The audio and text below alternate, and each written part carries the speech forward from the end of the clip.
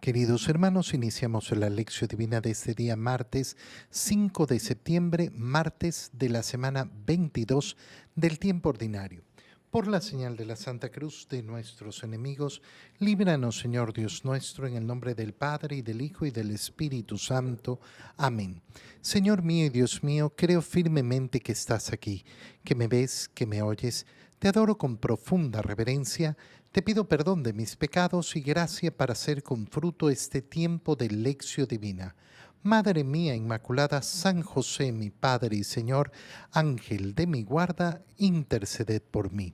En este día, martes, al continuar con la lectura de la primera carta del apóstol San Pablo a los tesalonicenses, leemos el capítulo 5, versículos 1 al 6 y 9 al 11. Hermanos, por lo que se refiere al tiempo y a las circunstancias de la venida del Señor, no necesitan que les escribamos nada, puesto que ustedes saben perfectamente que el día del Señor llegará como un ladrón en la noche, cuando la gente esté diciendo qué paz y qué seguridad tenemos. De repente vendrá sobre ellos la catástrofe, como de repente le vienen a la mujer encinta los dolores del parto y no podrán escapar.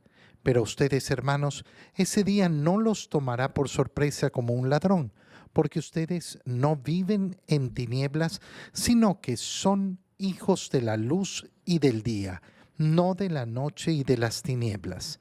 Por lo tanto, no vivamos dormidos como los malos, antes bien, mantengámonos despiertos y vivamos sobriamente, porque Dios no nos ha destinado al castigo eterno, sino a obtener la salvación por medio de nuestro Señor Jesucristo, porque Él murió por nosotros para que cuando Él vuelva, ya sea que estemos vivos o hayamos muerto, vivamos siempre con Él. Por eso, anímense mutuamente y ayúdense unos a otros a seguir progresando, como de hecho ya lo hacen. Palabra de Dios.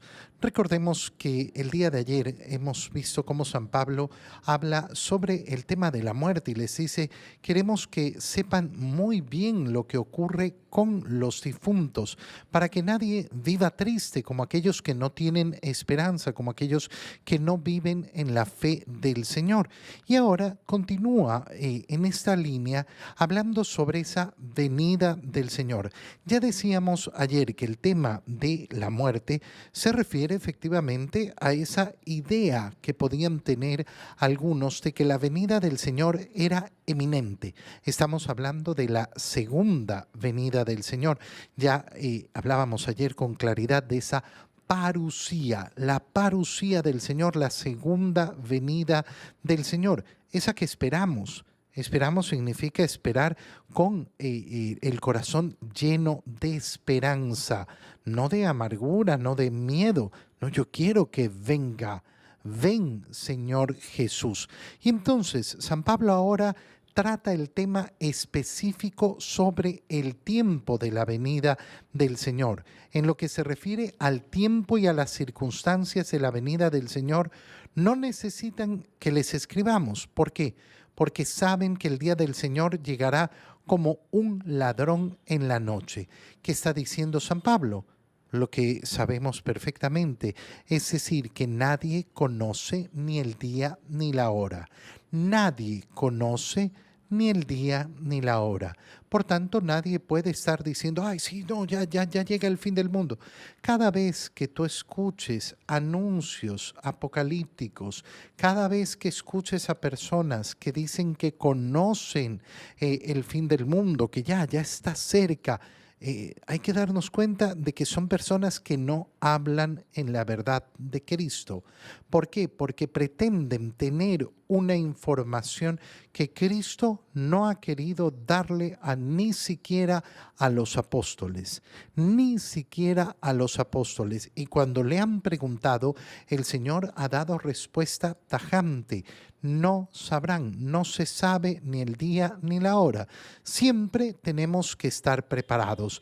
Y eso es lo que dice San Pablo, porque eso es lo que ha aprendido de Cristo. Cuando la gente esté diciendo qué paz y qué seguridad tenemos, de repente va a venir sobre ellos la catástrofe, como vienen los dolores para una mujer que está encinta, es decir, cuando le llega la hora de dar a luz. Y nadie podrá escapar. Nadie podrá escapar. Qué importante esto, porque tú ves siempre en las líneas apocalípticas y en las ideas apocalípticas cómo la gente pretende escapar. Las películas apocalípticas siempre lo que nos muestran es, hay algunos que lograron escapar y por tanto hay esa idea de, uy, me voy a escapar del apocalipsis, me voy a escapar del último día. No, nadie va a escapar. Nadie va a poder escapar porque es el último día. No es que hay alguien que tiene mayor estadía en el mundo. No, llegará. Pero entonces San Pablo explica todavía con más claridad. Pero a ustedes ese día no los tomará por sorpresa. ¿Por qué? Porque ustedes no viven en tinieblas, sino que son hijos de la luz y del día, no de la noche ni de las tinieblas. ¿Qué significa? ¿Por qué no me va a tomar ese día por sorpresa? Porque siempre soy preparado.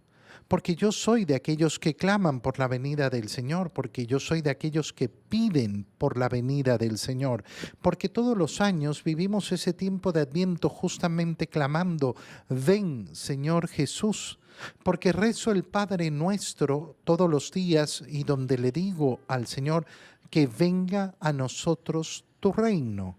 Por tanto, estoy siempre preparado y sé que mi alma tiene que estar preparada y sé que tengo que estar en la gracia de Dios, no mañana, sino hoy tengo que estar en la gracia del Señor.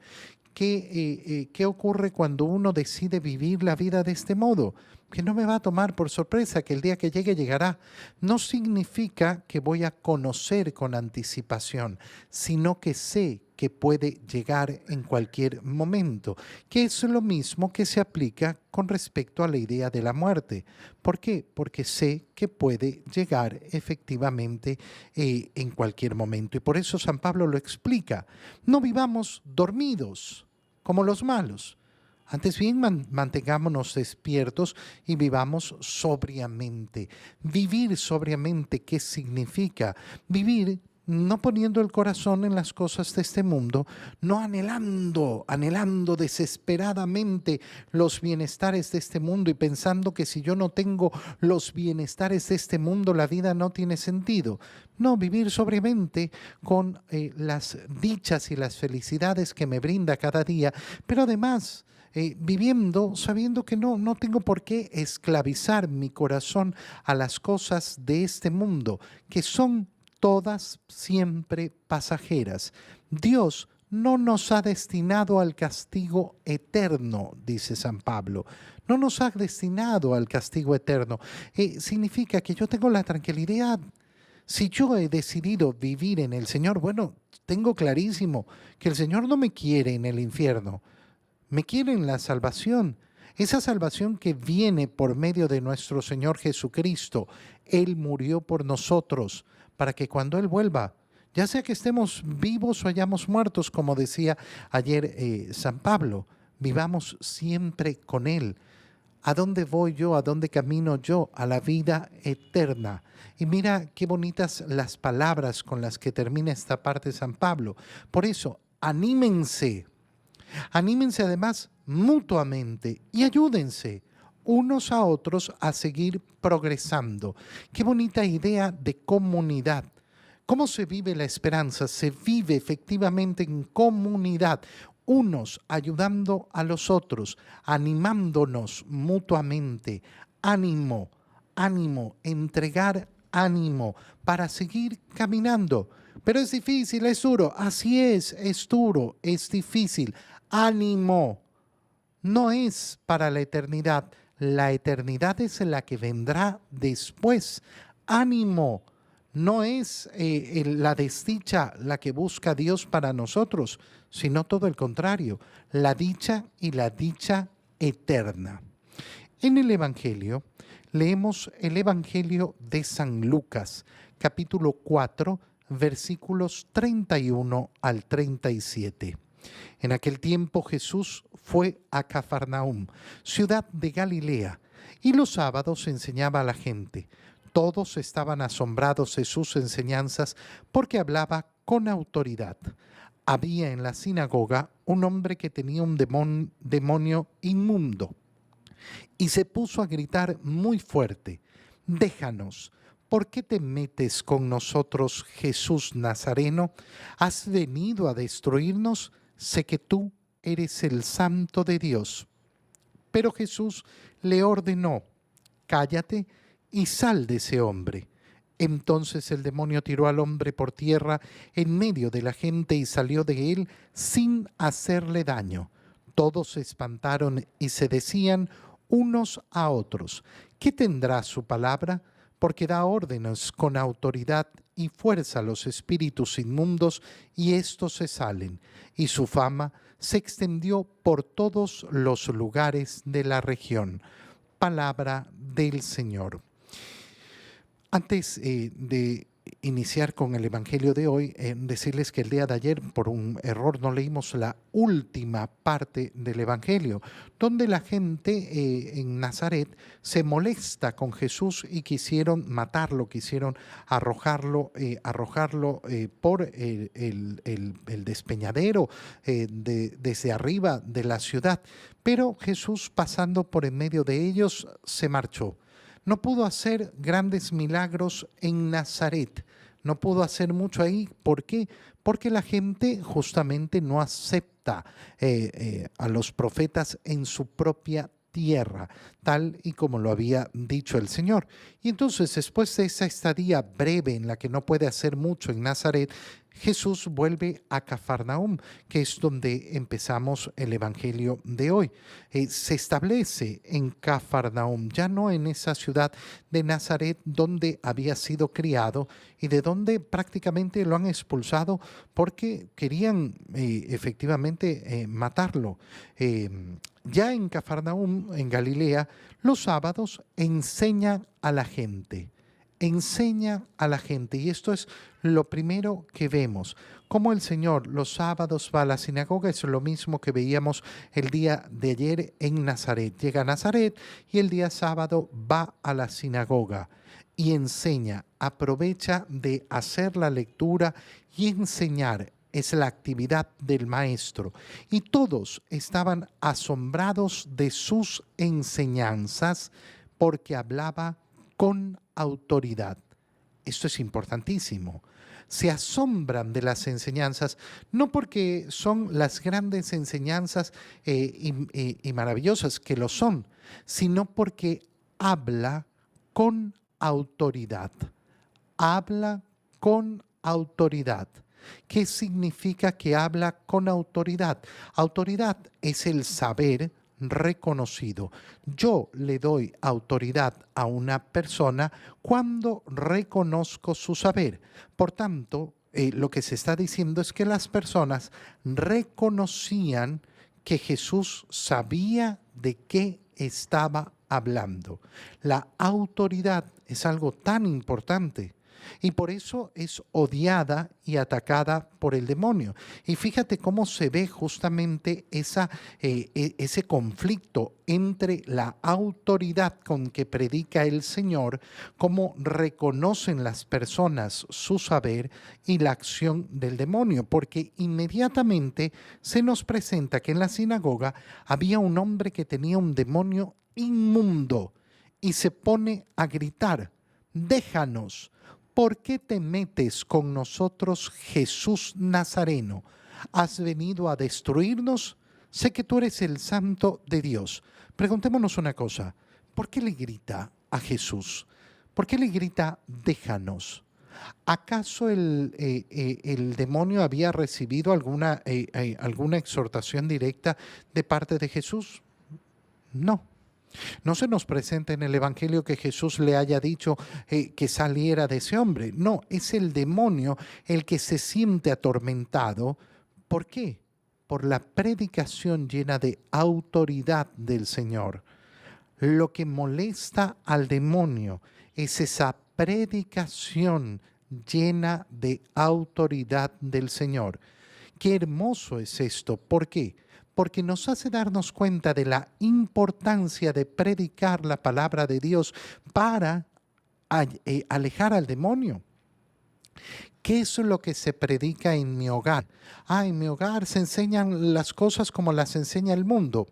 Bueno, en mi hogar no va a reinar el Señor, pero si en mi hogar se predica la palabra de Dios, se enseña la palabra de Dios, si los hijos son educados e iluminados, no en las doctrinas del mundo, sino en la doctrina del Señor, ¿qué ocurre? En ese hogar brilla la luz de Cristo y se ausenta el demonio, se aleja al demonio, se le evita entrar al demonio. Es precioso porque nos hace ver efectivamente cómo la predicación de la palabra de Dios es la que tiene la fuerza para alejar al demonio, la fuerza que molesta al demonio. Y por eso el silencio es cómplice del demonio. El silencio es cómplice del demonio. Qué cosa más bonita darnos cuenta de esto. ¿Por qué? Porque efectivamente abrimos nuestros ojos y vemos que estamos llamados a predicar la palabra de Dios. Estamos llamados a predicar la palabra de Dios. Estamos llamados entonces a combatir al demonio en primer lugar con esa predicación poderosa, con esa predicación potente. Había en la sinagoga este endemoniado que empieza a gritar: ¿por qué te has metido con nosotros? Se ha metido predicando. ¿Has venido a destruirnos? Sí, se destruye al demonio con la palabra de Dios. Tú eres el Santo de Dios. Y entonces viene la orden de Jesús: cállate y sal de ese hombre. Fíjate entonces ahora la contradicción de estas dos cosas. Por un lado, Jesús que predica y enseña con autoridad. Y por el otro lado, manda al demonio a callarse. Que el Señor hable, que se predique la palabra del Señor, que el demonio se calle. Estas son las dos ideas que nos aparecen aquí. Es precioso. Entonces, si nosotros nos dejamos llevar por el miedo y no queremos predicar, vence el demonio, porque lo dejamos hablar a él. Y al demonio hay que evitarle hablar, hay que evitarle que hable. Los que tienen que hablar son los hijos de Dios, los que tienen que predicar a todo pulmón son aquellos que predican la palabra del Señor. Cállate y sal de él.